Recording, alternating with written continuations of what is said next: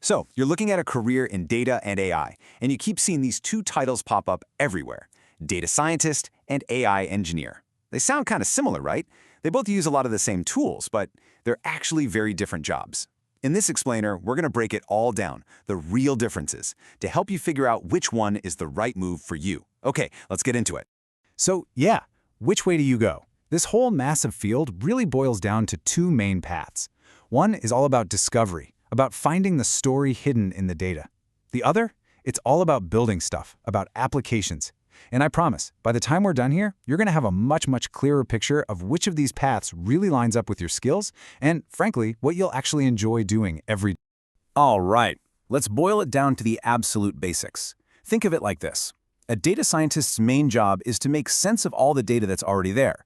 They're like the detectives, the storytellers of the tech world. An AI engineer, on the other hand, well, they're the architects. They're the ones building the intelligent systems that people actually use and interact with. Keep that idea in your head, the detective versus the architect, as we dive deeper. Okay, but to really get it, you've got to look at what these folks actually do all day. Theory is one thing, but the day-to-day is what really matters. So in this first part, we're going to walk through a typical day for both of them, and you'll see how we move from the world of pure analysis to hands-on application. So what's a data scientist up to all day? Well, it's this really cool mix of digging deep into data and then proving what they've found. They might start the morning sifting through a massive data set, looking for those little patterns nobody else has noticed. Then, maybe after lunch, they'll build a predictive model, to forecast something important, like which customers are about to leave. But here's the thing, finding an insight is useless if you can't explain it. So a huge part of their job is creating dashboards and visualizations in tools like Tableau, making it super clear for everyone else. They also design and run experiments like A/B tests to get hard proof. At the end of the day, they're the ones who have to answer those really tough questions like, hey, why on earth did our sales just tank? Now check this out. The AI engineer's day? It's a totally different world. They are 100% focused on building things. We're talking about creating a smart chatbot for a website, or maybe developing a RAG system. And RAG, that's just a fancy way of saying a system that lets an AI search a company's private documents to answer super specific questions. They could also be building autonomous agents, AI that can actually do tasks on its own. And the most critical part, they deploy these things. They push them out into the real world and make sure they keep running for actual users. They build the tangible products we hear about, from customer support bots to tools that help developers write code. Okay, so we've seen what they do, but what skills do you actually need to land one of these jobs? This is where the gap between them gets really wide and really clear. So let's break down the expertise that truly separates a data scientist from an AI engineer. All right, if you only take one thing away from this whole explainer, let it be this. The single biggest difference comes down to a deep, gut-level understanding of statistics for the data scientist versus rock-solid software engineering practices for the AI engineer. I mean, sure, they both write code, but why they write it and the standards they hold it to are from two completely different planets. And this table just lays it all out perfectly. Look at the core theory. It's statistics and probability versus software engineering. And yeah, they both probably use Python, but the data scientist lives inside libraries like Pandas and scikit-learn for analysis. The AI engineer, they might be using Python or even TypeScript to build a full-blown application. And look at data access. The data scientist needs advanced SQL to pull and reshape data in complex ways, while the AI engineer is mostly just grabbing what they need through simple queries or APIs. It's the same story all the way down. Experimental design for the scientist versus deployment, monitoring, and testing for the engineer. Two different toolkits for two different jobs. And when we talk about statistical depth for a data scientist, this is so important. We're not just talking about knowing how to import a library and call a function. No way. We're talking about understanding the theory behind the function. You have to know things like, what are the assumptions of this statistical test I'm running?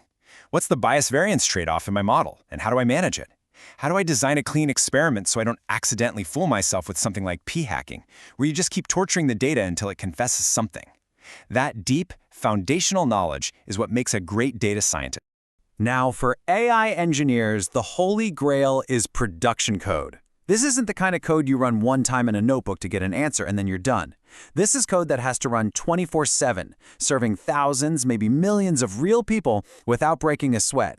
If there's a bug, it doesn't just give you a wrong number, it can bring down the entire product. And that requires a totally different discipline. You have to know about APIs, databases, security, caching, monitoring, the whole shebang.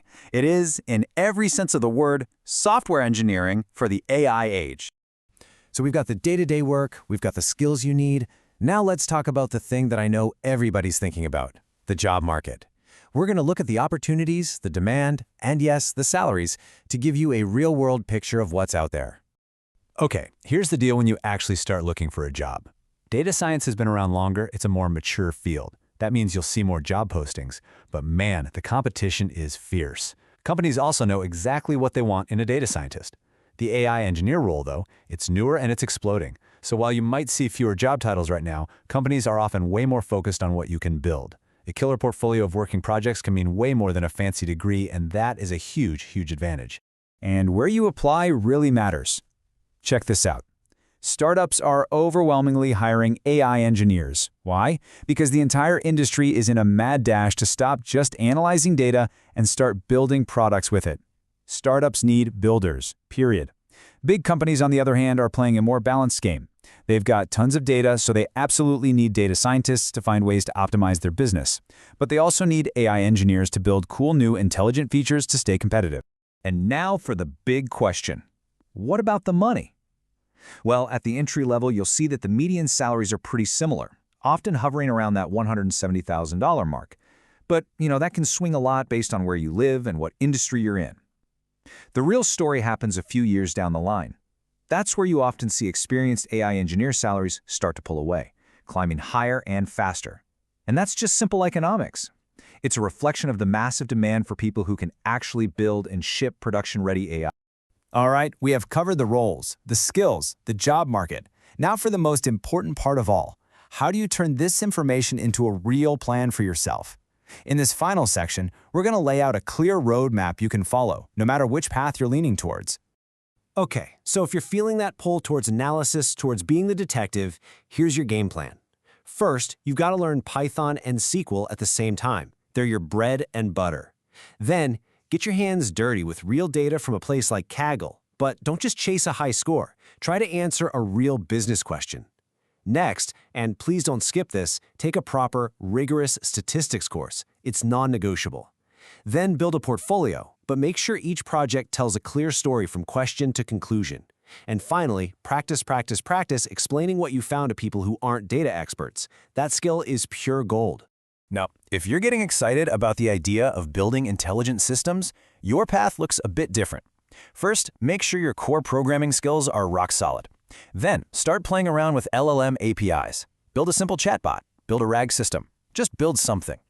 Then comes the most important step, the one everyone skips. Actually deploy one of your projects so you understand the whole process. Your portfolio needs to be a collection of things people can actually use.